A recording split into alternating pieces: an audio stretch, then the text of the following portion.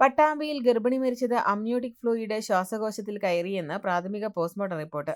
9 മാസം ഗർഭിണിയായ തൃത്താല മേഴത്തൂർ സ്വദേശിനി 29 വയസ്സുള്ള നൌഷിജ പട്ടാമ്പി ഗവൺമെന്റ് താലൂക്ക് ആശുപത്രിയിൽ ഫെബ്രുവരി 16 മുതൽ ചികിത്സയിലായിരുന്നു.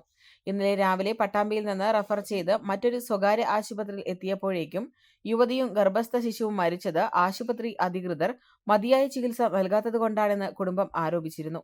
നൌഷിജയുടെ സഹോദരൻ തൃത്താല പോലീസിലും ഇത് സംബന്ധിച്ച് പരാതി നൽകിയിരുന്നു. ഇതിനെ തുടർന്ന് തൃശൂർ മെഡിക്കൽ കോളേജ് ആശുപത്രിയിൽ യുവതിയുടെ മൃതദേഹം പോസ്റ്റ്മോർട്ടം നടത്തി.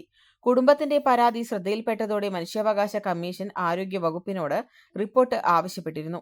അതിനിടെ ഇന്ന് താലൂക്ക് ആശുപത്രിക്ക് മുന്നിൽ UDF പ്രവർത്തകർ നൌഷിജയുടെ മരണത്തിൽ സമഗ്ര അന്വേഷണം ആവശ്യപ്പെട്ട് പ്രതിഷേധ കുത്തിയിരിപ്പ് സമരം നടത്തി. DCC general secretary KR Narayanaswamy, Jaishankar കൊട്ടാരത്തിൽ, തൃത്താല ഗ്രാമപഞ്ചായത്ത് പ്രസിഡന്റ് ജയന്തി വിജയകുമാർ, തദ്ദേശ ജനപ്രതിനിധികൾ ഉൾപ്പെടെയുള്ളവർ പ്രതിഷേധ പരിപാടിയിൽ പങ്കെടുത്തു. എന്നാൽ ഇന്ന് വൈകുന്നേരം പ്രാഥമിക പോസ്റ്റ്മോർട്ടം റിപ്പോർട്ട് പുറത്തുവന്നതോടെ കുടുംബത്തിന്റെ ആരോപണം അടിസ്ഥാനമില്ലാത്തതാണെന്ന് ആരോഗ്യവകുപ്പ് അറിയിച്ചു. ചികിത്സാ പിഴവ് സംഭവിച്ചതായി കരുതാനാകില്ലെന്നും ഫോറൻസിക് സർജൻ ഡോക്ടർ ഹിതീഷ് ശങ്കർ പറഞ്ഞു.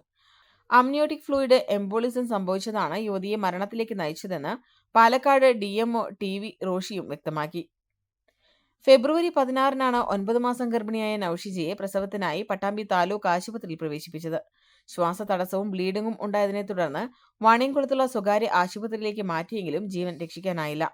അമ്നിയോട്ടിക് ദ്രാവകം അമ്മയുടെ രക്തധാരയിൽ പ്രവേശിച്ച് ശ്വാസകോശത്തിലേക്ക് എത്താൻ സാധ്യതയുണ്ടെന്നും ഇത് അപൂർവമാണെങ്കിലും അതീവ അപകടകരമായ അവസ്ഥയാണെന്നും വിദഗ്ധർ പറയുന്നു.